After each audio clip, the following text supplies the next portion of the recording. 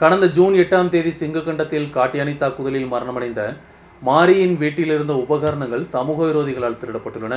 பெற்றோரை இழந்து தவிக்கும் 2 குழந்தைகளின் வாழ்வாதாரமாக இருந்த வீட்டு உபகரணங்கள், வீட்டு பத்திரங்கள், தங்க நகை அடகு வைத்த சீட்டுகள் உட்பட திருடப்பட்டுள்ளன. இதன் பாகமாக குழந்தைகள் உறவினர்களுடன் சென்று சாந்தமாரி காவல் நிலையத்தில் புகார் கொடுத்துள்ளனர்.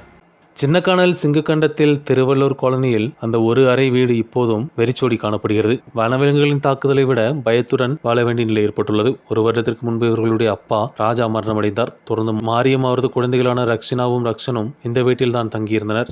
ஆனால் கடந்த ஜூன் 8ஆம் தேதி இவர்களுடைய வாழ்க்கை மாறியது. அம்மா மாரியும் காட்டுயானை தாக்குதலில் கொல்லப்பட்டார். அம்மாவுடன் யானையின் முன்பு சிக்கிய ரக்ஷனும் பலத்த காயமடைந்தார். கோட்டயம் மருத்துவக் கல்லூரியில் பல வாரங்கள் நீண்ட சிகிச்சைக்கு பின்பு சில தினங்களுக்கு முன்புதான் ரக்ஷன் மருத்துவமனையில் இருந்து வீட்டுக்கு வந்தது. அம்மா மரணமடைந்தது. இந்த சிறுவனும் உறவினர் வீட்டில் ஓய்வில் இருக்கும் போதுதான் தங்களுடைய ஒரே சொத்தாக இருந்த அந்த ஒரு அறை வீட்டிலும் திருட்டு நடந்த தகவல் தெரிய வந்தது. ഫോട്ടോ എടുത്ത് നമ്മൾ ഫോട്ടോ ആയിട്ടാ വെച്ചിട്ടുണ്ട്. ഒറിജിനൽ ഇന്നും കിട്ടിയില്ല. റേഷൻ കാർഡ് മൂലം കിട്ടിയിട്ടില്ലായിരുന്നു. നമുക്ക് നമ്മൾ തപ്പിയെടുക്കാൻ റേഷൻ കാർഡ് വേണമെന്ന് പറഞ്ഞപ്പോ അങ്ങ് പോയി നോക്കുമ്പോൾ ഒറിജിനൽ റേഷൻ കാർഡ് ഇല്ല, ഏത് സാധനം ഇല്ല. എല്ലാം രാവിലെ പൂട്ടി വെച്ചിട്ട് രാവിലെ തന്നെ ഉടച്ച് കിടക്കുമായിരുന്നു.